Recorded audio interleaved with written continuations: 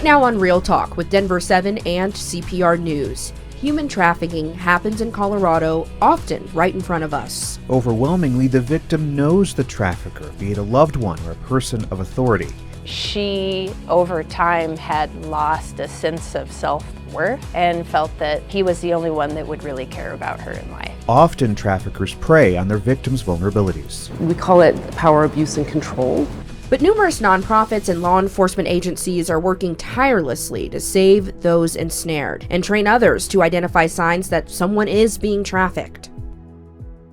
Welcome to Real Talk with Denver7 and CPR News. I'm Denver7's Micah Smith. And I'm Colorado Public Radio's Nathan Fernando-Frescas.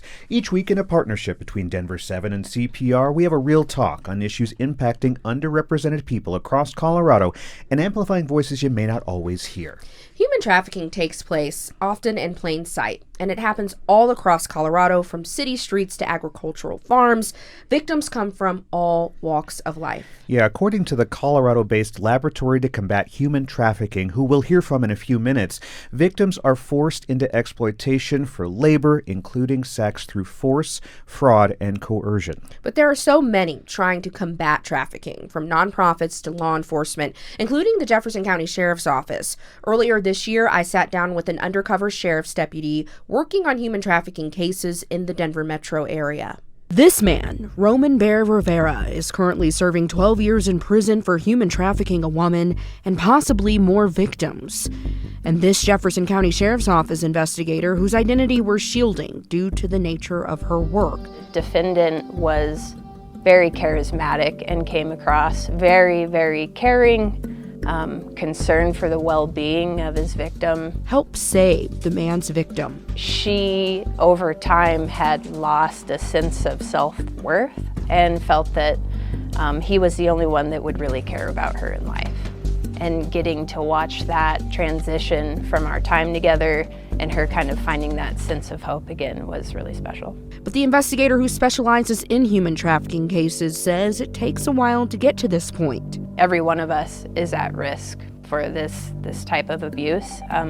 Unfortunately, there are vulnerabilities that these people prey upon, and that would include maybe like a dysfunctional household, kids that frequently run away. The investigator says this makes working these cases tough, and partnerships with other agencies like the FBI necessary. According to the United Nations, 1 out of every 100 people are rescued from human trafficking. And those who do survive play an integral role in helping others escape and rebuild their lives, including our next guest, Amanda Jordan. Amanda is currently a program director for Covered Colorado, a nonprofit working to empower human trafficking survivors and put them on a path to healing. Amanda, thank you so much for joining us. Thank you for having me. Amanda, you survived human trafficking. Can you share part of your story with us? Sure. I was in my early 20s. I was addicted to drugs, had a undiagnosed mental illness, and one day I met this guy on the 16th Street Mall, and within one conversation, I ended up moving into his apartment with him. There was a security system that I didn't know the code or anything to, so I could only come and go when, with him when he wanted me to. And it kind of felt like stable because, I was kind of like just living this wild life on the streets. And he was really nice to me. He was really nice to me. It made me feel like I had so much potential and I was so amazing, and just gradually it became like this quote unquote partnership, he would tell me, and I needed to pull my weight. And yeah, that continued for like 8 years. Yeah, I ended up having a son by him. Got away a couple times, then returned. And now I do what I do. I help other survivors of human trafficking. I did not realize that I was being trafficked that entire time. It was quite some time after when I read like a screening tool that I was like, oh, that was me. Wow. I was surprised because it doesn't look how, we see in the movies and stuff like that. But when I read the screening questions, does somebody control your money? Does they tell you where to go? Do they tell you what to do? Do they monitor all your communications? Yeah, that's trafficking. I mean, what did that feel like when you read that and you're like, I check all of these boxes? A little bit of like, thank God, because I knew something was wrong, but also part of me was like, nothing's wrong. This is just fine. And then also just kind of, wow, that really happened to me. Would you mind sharing what type of work was he forcing you into? Sex trafficking. I worked as an escort in the Denver area for 8 years. A well-known escort with a reputation in the hobbyist community. I don't think that those clients would probably be surprised to hear that I am standing here saying that I was trafficked that entire time. Yeah. What do you say to people who are like, oh, this could never happen to me? I'd see the boxes. I'd see what's going on. I mean, but you didn't, right? Right. They have this analogy, like if you drop a frog into a pot of boiling water, it'll jump right out because this is not good. Yeah. But if you put a frog into a pot of regular water and set it to boil, the frog won't know that this is bad until it's too late. I think I was just so enamored with the affection, and I thought I was receiving like respect, I guess. It was something that I felt like maybe I never had. Why is escaping so difficult? I would say that escaping is so difficult because I didn't see it as escaping. I didn't see it as something I was supposed to escape from. Sex trafficking is force, fraud, or coercion. Well, that force, that's, like that hot pot of boiling water. Like, I don't want to get anywhere near that. But the fraud and the coercion are what bring you in slowly and start to like lower your defenses to adopt this as your new normal. And how did you finally leave? When you asked about would people ever think that this would happen to them, I had an amazing family. I grew up doing dance and soccer. My family is so kind, but, I was emotionally troubled. But knowing that love deep down underneath everything, when I was finally ready, I was able to turn to my family. And I'm so grateful. And using your lived experience, how do you help people who are in a similar situation today? Let's bring it up to the amazing work that you're doing right now, because people know that they share that bond with you. Mm-hmm. Let's put it that way. Yeah. This is the most rewarding thing I've ever done. I go to work every day, like feeling like I'm fulfilling my purpose, and that is absolutely amazing. And it's important to me. And I think that, backtrack a little bit to my trafficker, thinking like, this is your purpose. You're going to fulfill it. You're going to be great. And like, okay, I'll do whatever you say. Yeah, I'll do whatever you say to do this, to have this intangible like life goal. But now I have it for real. And I'm really doing something that actually matters. How can the average person help, especially if they know someone who is currently under coercive control? That's the thing about coercive control, is the person who's under it doesn't see. Like maybe they're wearing a pair of glasses and like a bunch of confetti is stuck to it. And, looking at my own life, like that care and that love is, what someone needs when they're ready to reach out. Mm-hmm. Amanda Jordan, human trafficking survivor and program director for Covered Colorado. Thank you so much for joining us. Thank you. Nonprofits like Amanda's are deeply involved in helping victims process their trauma and recover their lives. Coming up, hear from the executive director of an organization that's providing resources and tracking how the state handles human trafficking cases. This is Real Talk with Denver7 and CPR News. Welcome back to Real Talk with Denver7 and CPR News. I'm Colorado Public Radio's Nathan Fernando-Frescas. And I'm Denver7's Micah Smith. Data shows that human trafficking is a problem here in Colorado. A recent study by the nonpartisan Common Sense Institute of Colorado says the state ranks the 10th highest in the country for the number and rates of human trafficking reports.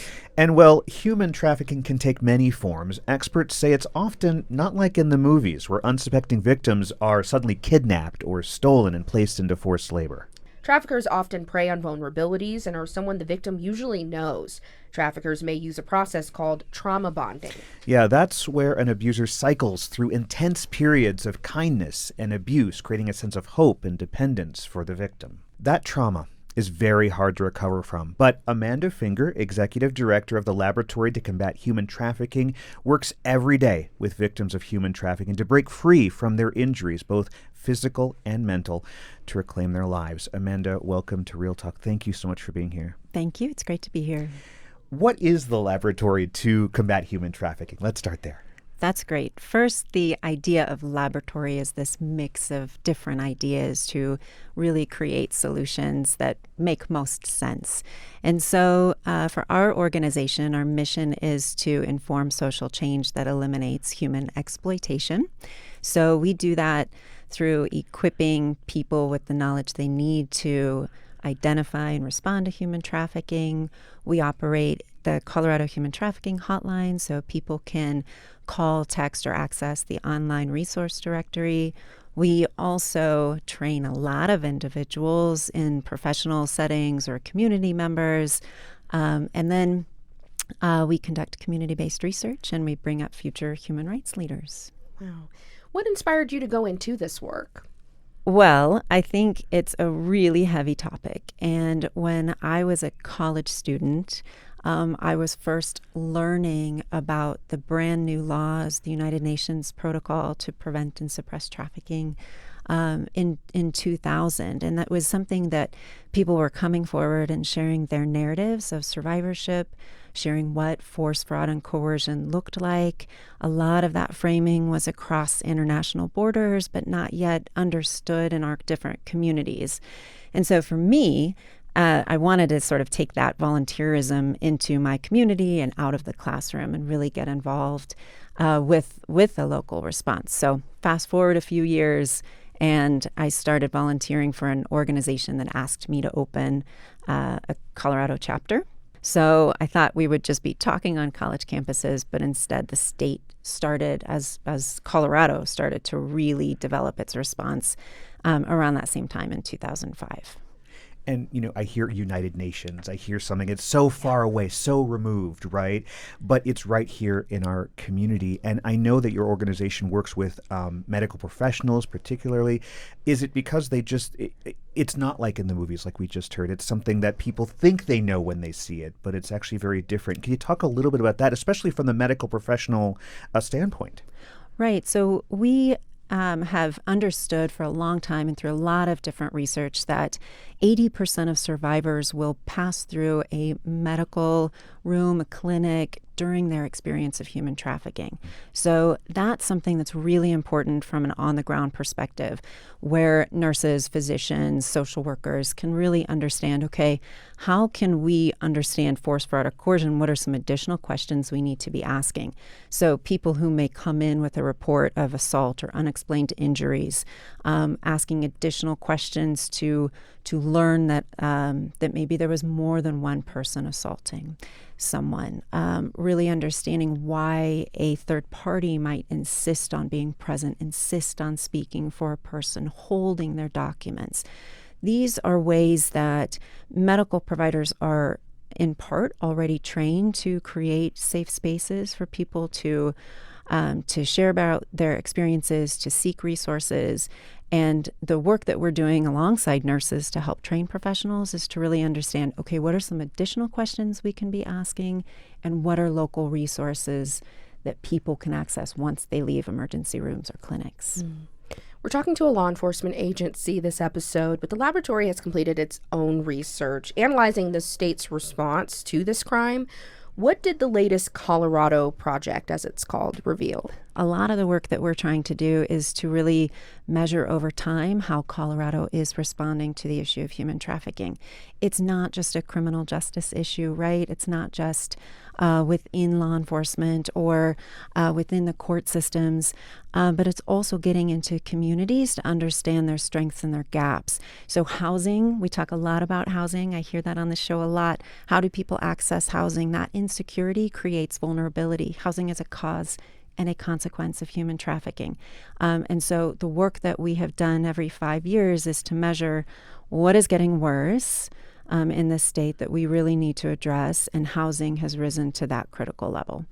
It's such a big question, but I have to ask, is it possible to end human trafficking? Well, we think so. We think we've made a lot of progress in the past 20 years of being able to help this state interpret that federal law and be able to work with all sorts of first responders, all sorts of community agencies to be able to partner to address human trafficking. I think when people understand that if we have all the resources we need in a world of abundance, exploitation shouldn't exist. And so I think the more that people understand what this is, where to go, that we can prevent this and ultimately create those safe communities. I love hearing that there is hope, and we all just can work together to try to end this. Amanda Finger, Executive Director of the Laboratory to Combat Human Trafficking, thanks so much for joining us. Thank you. And as Amanda mentioned, interagency cooperation is key. Just ahead, we will chat with the FBI about what that agency is doing to combat human trafficking. Stay with us. This is Real Talk with Denver7 and CPR News. Welcome back to Real Talk with Denver7 and CPR News. I'm Denver7's Micah Smith. And I'm Colorado Public Radio's Nathan Fernando-Frescas. Human trafficking is a problem that is occurring right now across Colorado. And while it can happen to anyone, marginalized communities are often impacted the most. According to the FBI's latest statistics, as of July 2024, the agency had 1,600 pending human trafficking investigations. That's out of all 55 FBI field offices across the country. 660 of those cases involved sexual exploitation. FBI victim specialist Anne Dar joins us now to go deeper into this complex issue. Agent Dar, thank you so much for being here for this Real Talk. Thank you for having me. I love highlighting this very, very important issue to me. First question for you, who is most susceptible to becoming a victim of human trafficking? I like that you asked that question because I think there's a lot of myths and misconceptions that this is, you're going to get kidnapped by a white van. You see a lot of the movies with Sound of Freedom. And essentially, it all comes down to you can't control an unwilling victim. And so we see a lot of the manipulation tactics, the grooming behaviors, and essentially kind of the sleeper in all of this is social media. And we all know, especially with technology today, all of our kids are on social media. And so that's where a lot of our kiddos are very susceptible to being recruited, to being groomed and manipulated into this world. I think you sometimes forget about the kids and what they are doing online. I remember you were involved in a case out of Aurora where a man was luring kids from California. Yes, and it's specifically with boys. And so I think that a lot of times, too, the other misconception is that this is girls, young girls, females, and it actually also happens to boys, to transgendered youth. And so we have to look at all the vulnerabilities with our LGBTQ population. And so with that, we need to make sure that we're doing kind of like a checklist or a screening tool to be able to look at proactively what is happening, because these victims are discovered, they're not disclosed victims. And that's where we have to be proactive instead of reactive as law enforcement. Wow, discovered. That's interesting. Is that the most difficult part of investigating human trafficking cases? And if not, what is the most difficult part? Sure. Human trafficking cases are very complex because unlike a domestic violence investigation where it could be a he said, she said, we do everything that we can to look at corroborating evidence because we don't want to put everything on the shoulders of the victim. And with that, a lot of our victims have complex trauma. There might be dual diagnosis, there might be lack of support, there might be other systemic vulnerabilities. And so we want to make sure that we're supporting our victims. And so with that, there's a lot of pressure on law enforcement to make sure that we're investigating every aspect of the case to hold these traffickers accountable. Because with that, you can sell drugs once, you can sell guns once, but you can sell a person over and over and over again. So they see it as a commodity that they can make money off, which is why it's $1 billion industry. Can you say that one more time? That is an insane number. $1 billion industry. $1 billion in human trafficking. industry. It's second behind the illegal gun arms trade. And so with that, unfortunately, sex sells, money sells. And so that's where they really target our vulnerable victims. So from a law enforcement perspective, are you coming in after a victim is out of human trafficking, or is it when they're in there? Because we heard in our earlier segments, I didn't think I was being human trafficked. I was actively resisting being told that I was a human trafficker, or, being in human trafficking. Yeah. And, when we first started a task force, right now it's called our Child Exploitation and Human Trafficking Task Force. When we worked together, we were seeing kiddos that were 16, 17, and young adults, but the average age of entry is 12 years old, which to all of us, it's shocking to hear that number, right? And with that, we were really trying to consider, where are we going to be able to identify those youth who are 12, 13, 14 years old? And that's where I'm very proud of our state, because we've been able to develop a proactive approach with what we call the high-risk model. And so that's where we were identifying key factors in identifying youth that has that kind of first line of working with a youth. And so looking at the school system, looking at the juvenile justice system, where are the kids most vulnerable? Looking at our runaway population, thinking about, how are they surviving on the streets? And so whenever they are brought into a juvenile assessment center or to our Department of Human Service child welfare workers, having them have the tools to be able to assess with a screening tool, to be able to identify them early on, which then brings law enforcement in to do what we call a meet and greet, really build that rapport, so that way we can be able to then lower those barriers, lower that trauma bond that they may have with that trafficker, so we can come in, make it a safe space for them to report, and then we're able to really start our investigation and dig in. I know the average person who wants to help doesn't think they can just, pick up the phone and call the FBI. Right. But if you do know someone who is being trafficked and you're confident in that, what's the best thing to do to either notify authorities or just get the ball rolling to get them some immediate help? Yeah, and so that's where we have the Colorado Human Trafficking Hotline with the Laboratory to Combat Human Trafficking. That is a great safe space.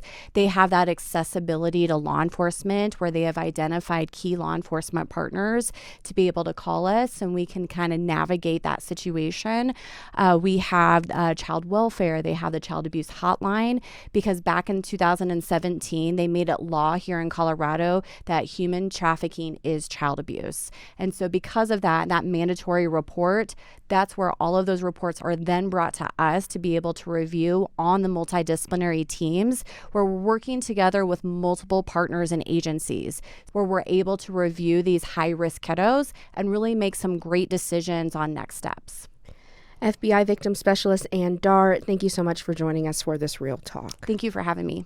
And that's this week's episode of Real Talk with Denver7 and CPR News. Every week, we have a Real Talk on issues that impact Coloradans who are often overlooked. You can also find our shows on denver7.com/realtalk or at cpr.org/realtalk. Have a great day.